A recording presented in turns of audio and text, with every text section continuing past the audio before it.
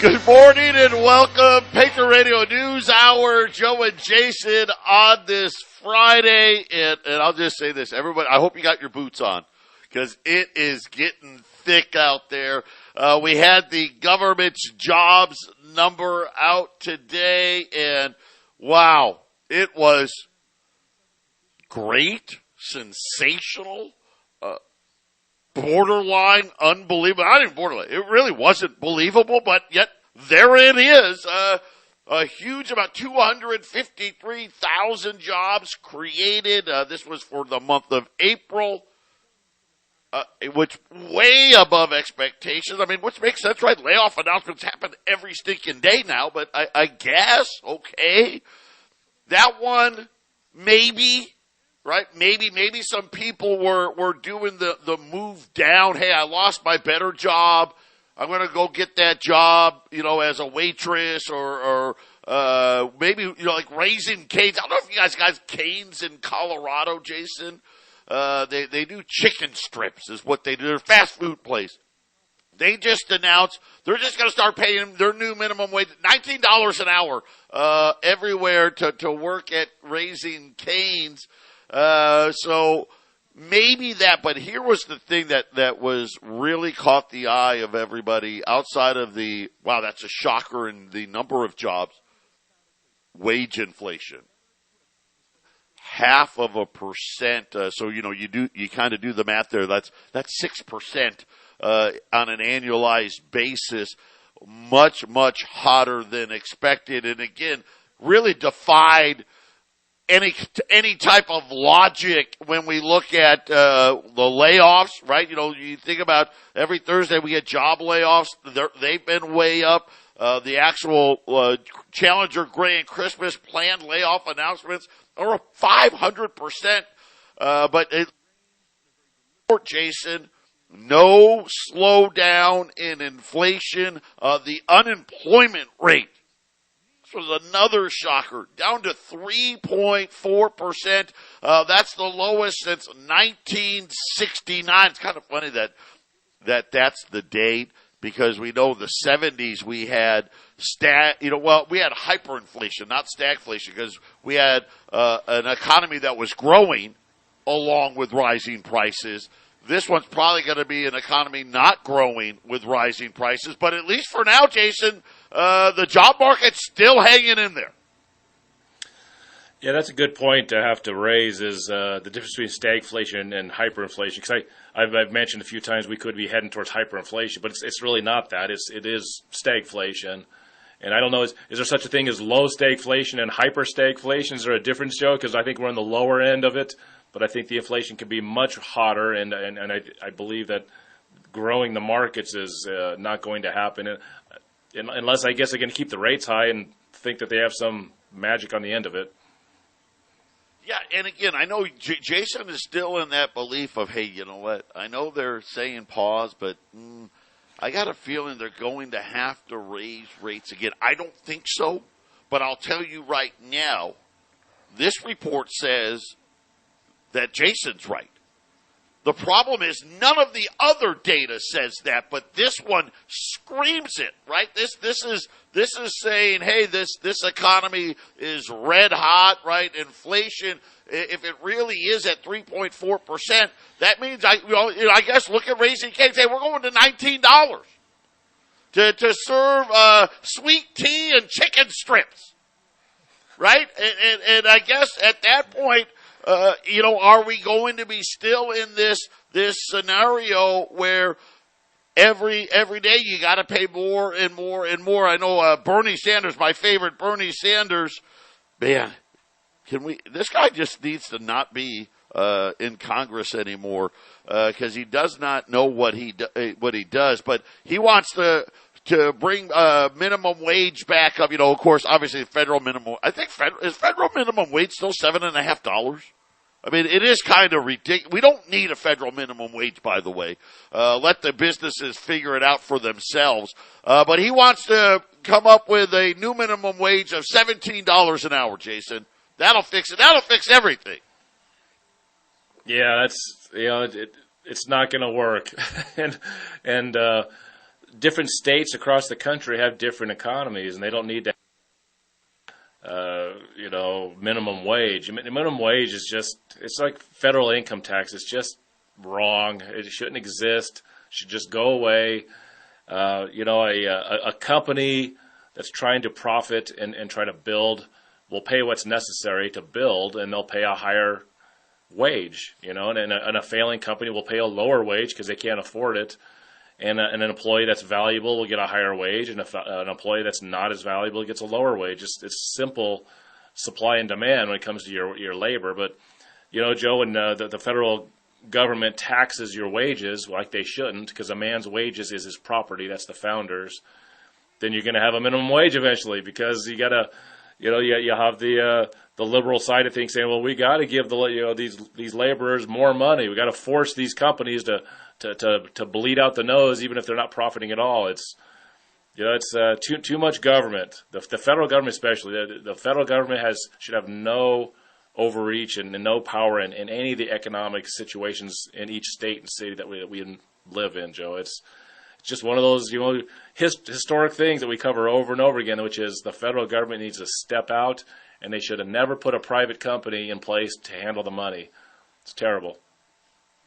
So besides the ADP report today, the banks, right? So we know, man, I don't see a good way out for these regional banks, but at least for today anyway, at least right now for today, they've gotten a reprieve for today. I kind of think that, hey, let's clean this up, keep the pressure on, let's get them through the system as fast as possible. I think that's going to cause more problems next week. So we'll have to see. We'll be right back.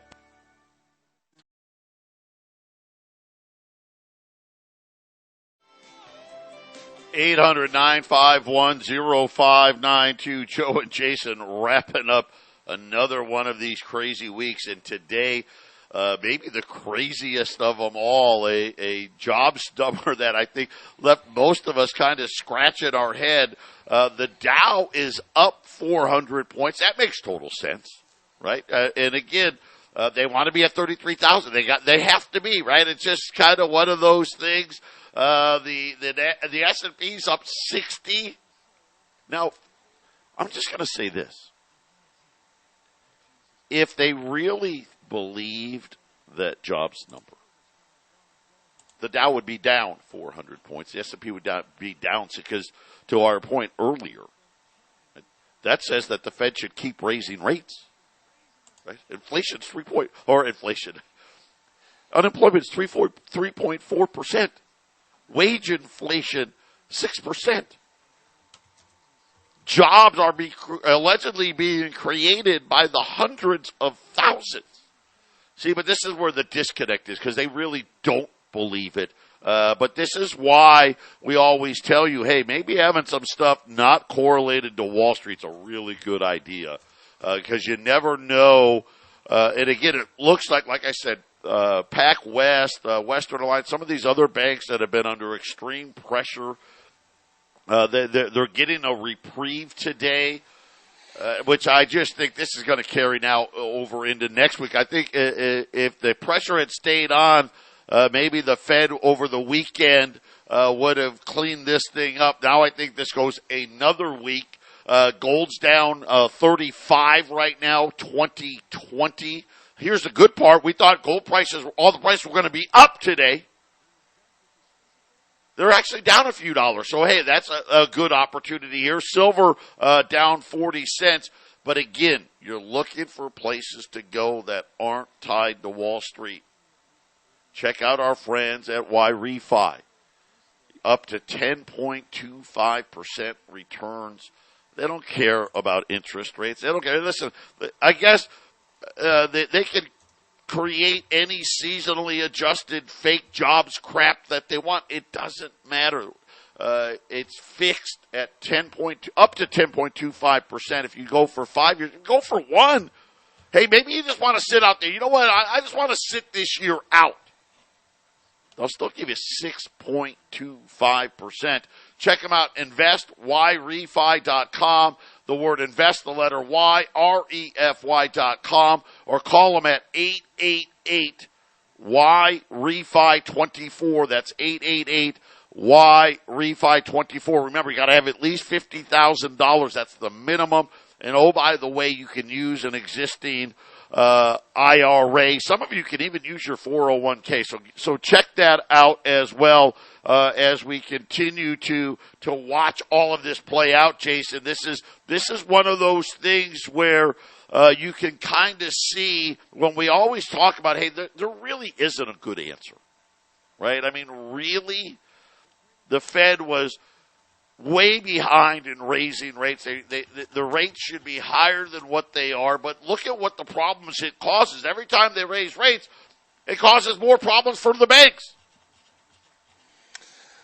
Yeah, it does. And it under a normal economy, well, how about this? If we had a fair economy, we wouldn't have a central bank telling us what the rates should be. The banks all over the country could set their own rates, and then customers can then decide where they want to go get their loans. But under the current system we have, even then, they should be able to raise rates without causing economic trauma to the system. But that's because we're so far down the road in a situation where the rates were zero for so long, Joe, and they've printed so much money, and the debt is so huge that seems like the littlest moves make people scared like crazy, right? Oh my gosh, it's another quarter point. They got to stop this. They got to stop it. It's the end of the world. Well, a quarter point, Joe. I mean, even though it sucks if you have a loan or a credit card or something where it's adjustable rate and it's going to go up a quarter point now because of what happened this week. It's not that much more, right, Joe? But when you talk about the enormous numbers of the American economy, that quarter point ends up being quite a bit, right, Joe? It makes indigestion for many banks and institutions across the country. Yeah, and again, let's just be honest. This was horrible job by the Federal Reserve, right? And again, these mandates that they have are ridiculous. First of all, they don't control employment. Have we figured that out yet?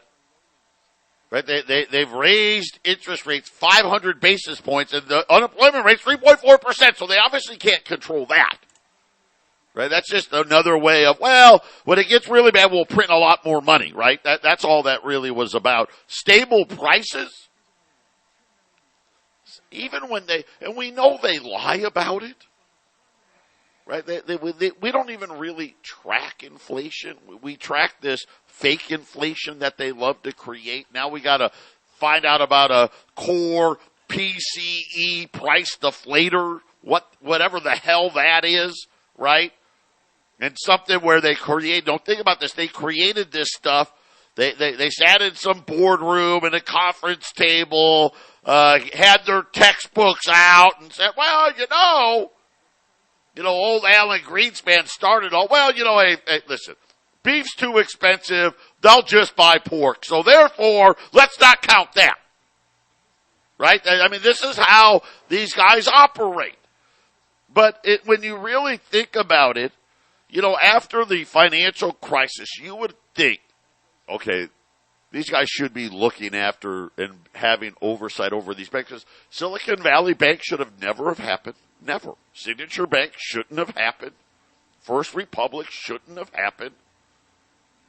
It's just bad oversight. Really, no oversight at all. And this is really the thing that makes me, because if you think about it, what should a central bank really do, really? Because to Jason's point, they shouldn't even be in charge of creating the money. They should be supervising these banks to make sure they're not doing stupid stuff. And, of course, obviously, like I said, now we're getting into banks that, maybe they did a few things a little risky, but this wasn't blatant, right? Silicon Valley Bank, that was pretty blatant. Now we're into these banks that, hey, a lot of this stuff was the fault of the Fed because you forced them to buy these things at these super low rates and then you jacked them up. Yep, that's right. I mean, if we had, like I said, a fair banking system, banks should just be run like any other business. And if you decide to put your money in a bank and that bank is doing risky, outrageous things, then it's just like an investment. You put your money in the wrong place. This is why gold coins and silver coins are so important, because that can isolate you from you can just save your money yourself. You don't have to have it in the bank. The bank is supposed to be protection. You know, if you live in a place where there's a lot of thieves and burglaries going on, you can't really store money there. Then you go to a bank, and you got to pick a good one. And banks should be able to succeed and fail all by themselves. But now, Joe, we have this system in place where a couple of banks go under, and the whole entire system is all interconnected, and it just causes stress for the entire thing, and it goes worldwide, right? You get a couple of big banks in America going down, Joe, and suddenly the rest of the world is freaking out, right? And it's kind of the same over there. Credit Suisse was going under several weeks ago, and people freak out, and it's a lot of fear when it comes to your money, and this is why I love the customers of Patriot Trading, and I get to meet with the most calm and confident individuals ever, because they've put money away in something that's just outside of this whole thing. They don't have to worry about all this bad news that we talk about every day, Joe, because our gold and silver customers have figured out long ago that, hey, I'll protect myself. I don't need the bank to protect me. Yeah, and again, the only one not calm is probably me, right? I'm the least calm one. All of our customers are all pretty calm, because they know, hey, I've done the right thing here. I've taken the time to protect myself, protect my family, and again, remember, this is all about confidence, right? The dollar isn't backed by anything. I mean, quite honestly, it is a piece of paper with pretty color. Well, I'll call it pretty colors. Maybe you don't like green. I don't know, but it's just a piece of paper with colors on it and designs. There is no intrinsic value to it. And now all of a sudden people are starting to worry. What's interesting is people are more worried today about the money in their bank than the financial crisis, and that makes sense, because a lot of people woke up during the financial crisis. Some of them took action, right? Some of them were like, well, I woke up, I'm watching it now, right? I'm going to keep my eye on. Now it's happening again, right? Now all of a sudden even more people are taking action, but this is becoming a problem. And again, this is where the credibility part of the Fed really is starting to wane here, especially, Jay Powell on Wednesday, the banking system's sound, and then all of a sudden, here we go again, right? We've got the crisis seemingly picking up steam, and we get a one-day reprieve. But and again, it makes it difficult. Then we get these numbers like the jobs number today, and here's why it's so hard. Take this jobs number today. According to the surveys that are being done, this shouldn't have happened. This number shouldn't have happened today. Layoffs are up. As a matter of fact, small businesses. With small businesses is still the majority of businesses. 31% of small businesses said we are planning to lay off. Of those saying that they plan to create jobs, only 15% of small businesses said they were going to create jobs. Now listen, this was a March number. And of course we got the April jobs report today. How can these both be true? Right? How can 31% of small businesses in March saying we're getting ready to lay off, and only 15% saying we're getting ready to add to payrolls, which means the other, 50+% were like, hey, we're good, right? We don't plan to lay off, and we don't plan to hire, and we get these numbers, and of course with the wages being so hot and the unemployment rate being so low, Jason, it really is. It's a head scratcher. It definitely is. It definitely is. We'll have to just see, which way they're going to go. Because I don't think they're going to raise the rates more, Joe. But it's possible they'll raise the rates if they know something that we don't, if they have an indication or understanding, in this case, in my case, which is there's going to be extreme inflation if they don't continue to raise it. If they have something, Joe, beyond the numbers that you report every week, if they've got something that says, okay, inflation is going to keep on going, we got to just try to discreetly raise the rates. Let's just stay ahead of it. They'll keep raising the rates. I think they stopped raising the rates like they say they're going to. Over the last couple of years, they've really been doing everything they said they're going to do. So I don't have any reason to not believe that they're not going to do what they said, which is they're going to pause, and then we'll hear about them pausing, and then after pausing, they'll lower the rates and start printing the money when things get worse, Joe. Yeah, agreed. And so it's one of those things where, again, I think this is just bad data. I think this is bad seasonal adjustments. We'll have to wait and see how this all is going to work. But now we've got another interesting thing happening. And that is, first it was Illinois last week saying, hey, all that COVID money's all gone. We're now running unanticipated deficits. Today, it was California's turn. California last year allegedly had a $100 billion surplus. And very, very quickly, that $100 billion surplus turned a $100 billion loss.